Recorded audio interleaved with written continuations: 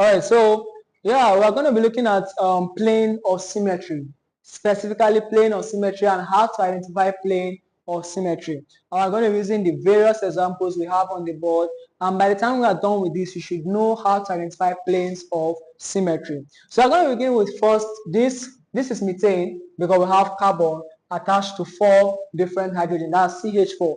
Now this particular carbon has 6 planes of symmetry. I already told you what planes of symmetry are. When you have a plane of symmetry, what you have on the left hand side is going to be matching what you have on the right hand side. So for this particular carbon, if you have this H1, if you have a plane that is crossing through H1, C, and H2, so that means you have a plane that is cutting through H1, C, and H2, you are going to have H4 on one side and H3 on one side. So this is what I mean by that. This is H1, this is H1, this is H4, this is H3, this is H2. So if you have a plane that is cutting through H1C, H2, automatically you're going to be having this on one side and this on one side. So this is the first plane of symmetry, a plane that is passing through H1, C, and H2. Another plane of symmetry you have is a plane that is passing through H1, C, and H3. That means a plane that is passing through H1, C, and H3. Automatically you have H2 on one side and you have H4 on the other side, and 2 of them are mirror images of each other. That's the plane of symmetry. Another plane of symmetry again you can have is a plane of symmetry that is passing through H1, C, and H4. So you're having a plane of symmetry passing through H1, C, and H4. Automatically you are going to have H2 on one side and H3 on the other side. 2 of them are the same thing, so if they are mirror images, that is a plane of symmetry. Another plane of symmetry again you can also work with is H2 that is going through C and going through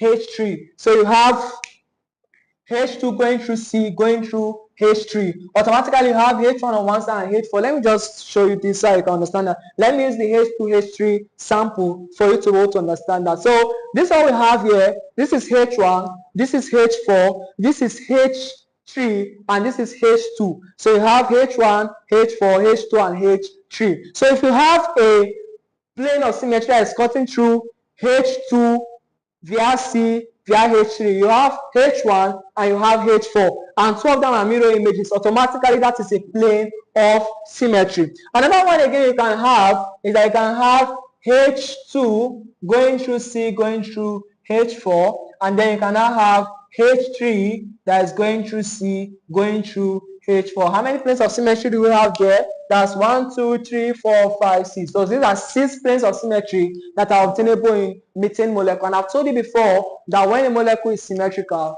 it is not chiral, it is achiral. For a molecule to be chiral, it must not possess any element of symmetry. Alright, let us go back to number 2. For number 2, we have chlorine, bromine, and hydrogen attached to this particular carbon. So how many planes of symmetry can we have here? If you decide to have a plane of symmetry that is cutting through hydrogen, chlorine, and bromine, chlorine and bromine are not actually mirror images, so that's not a plane of symmetry. If you have one that is cutting through hydrogen, carbon, and bromine, you have chlorine and bromine. Chlorine and bromine are not mirror images, so automatically it is not a plane of symmetry. If you have one cutting through hydrogen, carbon, and chlorine, then automatically you have bromine on one side and bromine on the other side. This is what it simply means. So this is what we have. We have hydrogen, we have chlorine, we have bromine, and we have bromine. So if you have a plane of symmetry that is cutting through hydrogen, carbon, and chlorine, automatically you have bromine on one side and bromine on the other side, and these 2 are mirror images of each other. So we will have a plane of symmetry, and it's only one plane of symmetry, which is the plane of symmetry that is passing through hydrogen, carbon, and chlorine. So I can now have bromine on the different side reflecting each other. So that's a plane of symmetry. And when it has a plane of symmetry, the object automatically is an achiral molecule. Alright, so let us go to this third one. This third one, we have hydrogen, chlorine, fluorine, and bromine. You will realize that if you go through hydrogen, carbon, and fluorine, you have chlorine and bromine left. These 2 are not mirror images of each other, so that's not a plane of symmetry. Hydrogen, carbon, and bromine, chlorine and fluorine are not mirror images of each other, so that's not a plane of symmetry. Then you have hydrogen, carbon, and chlorine, Fluorine and bromine are not mirror images of each other. That is not a plane of symmetry. It simply means that this particular compound do not have a plane of symmetry. It does not have a plane of symmetry, and by implication, this compound is chiral. This compound is chiral because it does not have a plane of symmetry. If you even check the inversion point, there's no inversion point because hydrogen is not like, there's no other hydrogen on this molecule, there's no other chlorine on this molecule, no other F fluorine on this molecule, no other bromine. So you find that this carbon is substituted by 4 different substituents. Every time you find carbon substituted by 4 different constituents, it's most likely that that carbon is referred to first of all as a chiral carbon, and it's most likely that that molecule will be a chiral molecule. But you must confirm first, depending on the kind of molecule we are talking about, because there are some extended molecules where you have 4 different substituents, but yeah, the molecule in general is not chiral, even if the carbon is chiral by reason of the 4 different substituents. So let us look at this particular figure. What we have here is ethene. We have ethene, CCHHH, so that's C2H4. So this is ethene. Ethene has an internal plane of symmetry that is vertical. So you have a plane of symmetry here. This is one plane of symmetry. So on this side, you have carbon, hydrogen, hydrogen, you have carbon, hydrogen, hydrogen. So these are mirror images of each other. You can also cut ethene via the horizontal axis, and then you have hydrogen, hydrogen, hydrogen, hydrogen. These are mirror images of each other. That's another plane of symmetry. And then another important plane of symmetry I told you about is the external plane of symmetry, where you get to cut through the molecule. It's like you are cutting through the surface where the molecule is drawn on. So when you cut through the molecule, that's referred to as external vertical plane of symmetry. So in this particular molecule, we have 3 planes of symmetry. 2 are vertical, 1 is horizontal. And the 2 that are vertical, one of them is internal plane of symmetry, which is this guy, and the other one is external plane of symmetry, which is the one that is cutting through the molecule like a laugh and like a knife. So that's external plane of symmetry. It's cutting through the molecule like a knife. So this one I'm trying to show to you.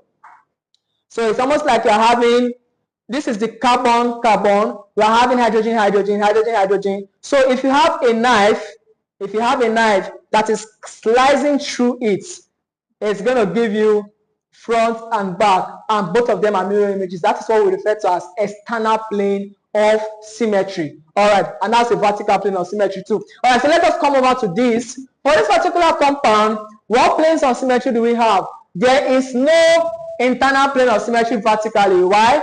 If you decide to do something like that, bromine and hydrogen are not mirror images. Hydrogen and bromine are not mirror images. So there's no internal vertical plane of symmetry. In the same way, there is no internal horizontal plane of symmetry because bromine and hydrogen are not the same. Hydrogen and bromine are not the same. But there's one plane of symmetry that you have here, and the plane of symmetry you have there is the external plane of symmetry, because you can actually cut through it like you're cutting through the paper. Remember I told you that when you have that external plane of symmetry, it simply means that everything you're having there are usually like on same kind of bonds. But we'll look at something unique in this particular case. In this particular case, we have carbon double bonded to carbon, which is double bonded to another carbon. Now, in this particular case, you have these 2 on stick bond and you have this on wedge bond. So this particular situation is something like this. This particular situation is something like this. Now, what planes of symmetry do we have? First of all, you should already know you cannot cut it like this. The reason is because this is on wedge and hash bond, this is on stick bond, so they are not even, there is no plane of symmetry on that axis. So, but there are 2 planes of symmetry we have on that particular compound. What is the first plane of symmetry? First plane of symmetry we are going to work with is the external plane of symmetry. What is that? The plane that is cutting through the molecule. So if you cut through this particular molecule, automatically you will have hydrogen here and you have hydrogen here, and that is a plane of symmetry. Another symmetry you can also have is horizontal plane of symmetry, where you are cutting through the molecule from this side. When you cut through the molecule through that way, automatically you are dividing this into 2. So you have CH3 at the top, you have CH3 at the top. So looking at the board, we can have a plane of symmetry that slices it vertically. That's an external plane of symmetry, cuts through the molecule, and we have a plane of symmetry that is going this way. So it's going to cut through the molecule. All right. So this is like a knife and it's cutting through the molecule. When it cuts through the molecule, so you have this at the top and you have this at the bottom. But when you are working with vertical, you have this at the back and you have this at the front. So what we have here, we have two planes of symmetry. Just in case you are trying to understand it, you can take the video back a bit and look at the illustration I've made, and you're able to get the external plane of symmetry and the horizontal plane of symmetry. I divide this into two equal halves. Another one again we're going to look at is this particular point. For this particular compound, you cannot call this a plane of symmetry. You can't call it a plane of symmetry. You know why? Because while the CH3 here is on the wedge bond, the CH3 here is on the hash bond. Two of them are not mirror images of each other. So this particular compound does not have a plane of symmetry. The only way you can have a plane of symmetry is if what you have here is wedge bond. Is if what you have here is wedge bond, or if what you have on both sides are hash bond and hash bond. For plane of symmetry to occur, what you have on one side must be same thing as what you have on the other side. For this particular compound, it has a plane of symmetry, and the plane of symmetry is across this. So when you cut it across this, what you have here is same thing as what you have here. That is a plane of symmetry. But then let's assume we have a compound like this. We have a compound that is like this. Let's say you have CH3 here, and then you have CH3 here. It doesn't have a plane of symmetry because if you cut it this way, CH3 is here, but there's no CH3 here. If you decide to cut it this way, CH3 is here, there's no CH3 here, so does not have any plane of symmetry. This one has one plane of symmetry. For this particular compound, this is a plane of symmetry because what you have on this side is same thing as what you have on this side. This is a plane of symmetry because what you have on this side is same thing as what you have on this side, and this is a plane of symmetry because what you have on this side is what you have on this side. Then, if you look at this particular compound here, where you have a hash bond, and then you have a wedge bond. This is a plane of symmetry because what you have on this side is same thing as what you have on this side, but this is not a plane. This is not a plane of symmetry. Why? This is on wedge bond and this is on hash bond, and they are not exactly the same. Automatically, they are not mirror images. This is not a plane of symmetry. So while this one has three planes of symmetry, this guy has only one plane of symmetry because it's only on this plane that the left hand side and the right hand side are like mirror images to each other. So you have realized that whenever you have bonds, a double bond, and then you now have all of them being on the same kind of bond, automatically you have an external plane of symmetry. We saw external plane of symmetry featuring here. We saw external plane of symmetry featuring here.